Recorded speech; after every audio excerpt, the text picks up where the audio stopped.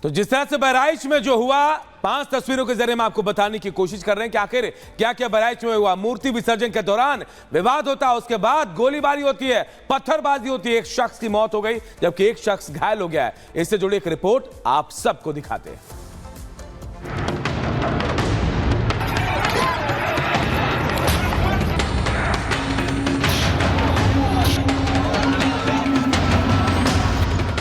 एक बार फिर मूर्ति विसर्जन पर बवाल,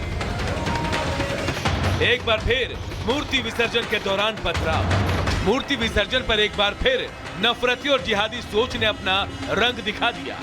बहराइच में विसर्जन के दौरान पहले शोभा यात्रा को लेकर विवाद हुआ और बाद में जमकर पत्थर चले। यही नहीं, बात गोलीबारी तक भी पहुंची और इस पूरे विवाद में एक शख्स की जान तक चली गई। लगभग 12 से 13 घाव के निशान दिख रहे हैं जब इसी घर के अंदर उसी छत पर उसको खींच के गोलियों से मारा गया और अभी भी इसको सील कर दिया गया है, इस एरिया को, पूरे एरिया को। हम वहां नहीं जा सकते, लेकिन खून के छींटे अब भी हैं। पुलिस अधिकारियों का कहना है कि खून के छींटे उन छतों पे पड़े हैं। ये घर वो इकबाल का ये घर है और इसी में 4 लोग अलग अलग बंदूक लेकर आते हैं। 12 बोर के बंदूक से फायर की जाती है और उस व्यक्ति की जान ली जाती है। ये पल्सर मोटरसाइकिल दिख रही है जिसको पूरी तरह से जला दिया गया है। एक ये ट्रॉली है, ये देखिए एक ट्रॉली जिस पर फुटपाथ पे दुकानें लगती हैं, इस ट्रॉली को जला दिया गया है। एक साइकिल है, ये साइकिल जलाया गया है। जिस मूर्ति का विसर्जन होना था वह मूर्ति भी अभी विसर्जित नहीं हो पाई है और दुर्गा माता की जो ये मूर्ति है वो देखिए यहीं की यहीं रखी हुई है। अभी ये विसर्जित नहीं हो पाई है क्योंकि उसके पहले एक व्यक्ति की मौत हो गई। पूरा मामला शोभा यात्रा के दौरान डीजे बजाने को लेकर शुरू हुआ। लोगों का कहना है कि दूसरे समुदाय के लोगों ने उन्हें शोभा यात्रा के दौरान गाना बजाने से रोका। शोभा यात्रा ले जा रहे लोगों ने ऐसा करने से मना कर दिया। इसके कुछ देर बाद शोभा यात्रा पर अचानक पत्थर बरसने लगे जिससे वहां भगदड़ जैसे हालात हो गए। भगदड़ के दौरान फायरिंग भी हुई और 3 लोग इस गोलीबारी में घायल हो गए। इनमें से एक शख्स की इलाज के दौरान मौत हो गई। मौत की खबर इलाके में पहुंचते ही शोभा यात्रा निकालने वालों ने रास्ता जाम कर दिया। इस मामले में पुलिस ने तुरंत कार्रवाई करते हुए विसर्जन के लिए जा रही बाकी यात्राओं को फिलहाल रोक दिया। पूरे महाराजगंज में बड़ी संख्या में पुलिस बल को तैनात कर दिया गया है। इलाके को पुलिस ने छावनी में तब्दील कर दिया है।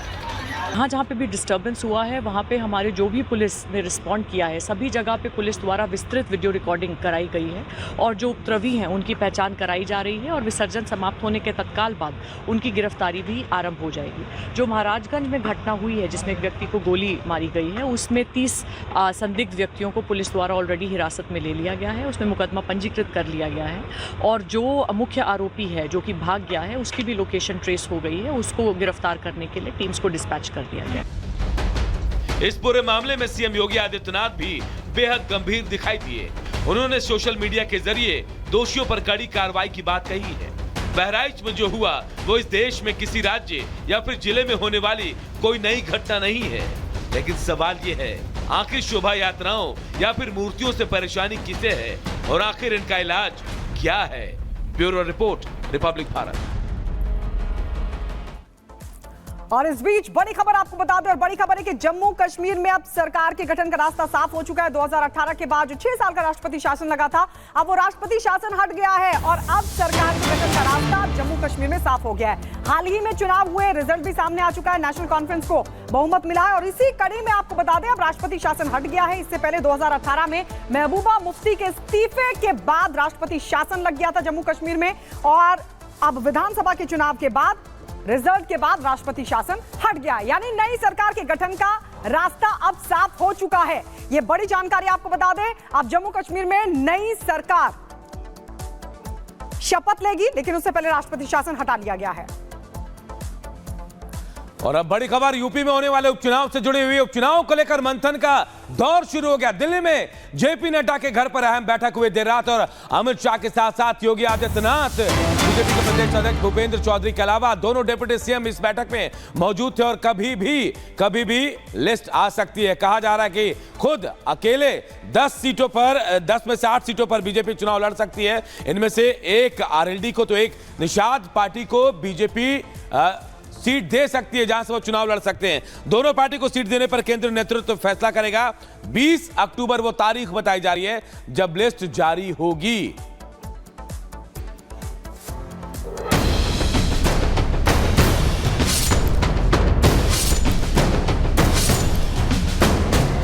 उत्तर प्रदेश में होने वाले उपचुनाव को लेकर राज्य में सियासी तापमान बढ़ा हुआ है। हर पार्टी में सरगर्मी है। सपा जहां लोकसभा चुनाव के नतीजे से गदगद है, तो वहीं बीजेपी के लिए ये उपचुनाव नाक का सवाल बन गया है।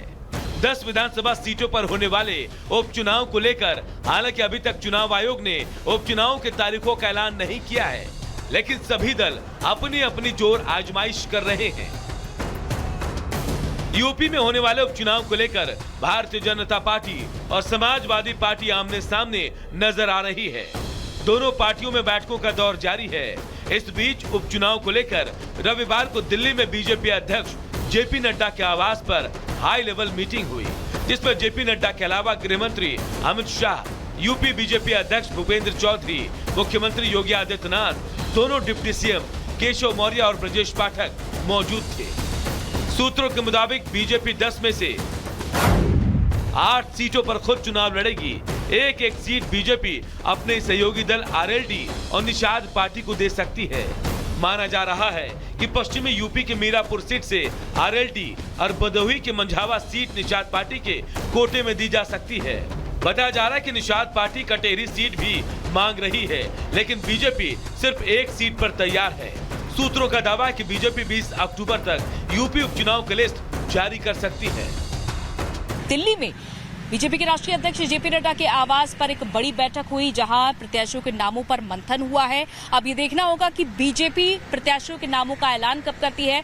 हम यूपी की बात करें, क्योंकि लोकसभा चुनाव में बीजेपी को कई सीटों पर हार का सामना करना पड़ा था और उस स्थिति को बेहतर करने के लिए प्रत्याशियों के नामों पर गहरा विचार किया गया है। और इस बार देखा गया कि उपचुनाव से पहले यूपी का कोई भी बड़ा नेता बयानबाजी से भी बचता रहा है। अगर हम मौजूदा स्थिति की बात करें, इन यूपी की 10 सीटों में 5 समाजवादी पार्टी के पाले में है, तो वहीं 1 आरएलडी और 1 निषाद पार्टी के पाले में है।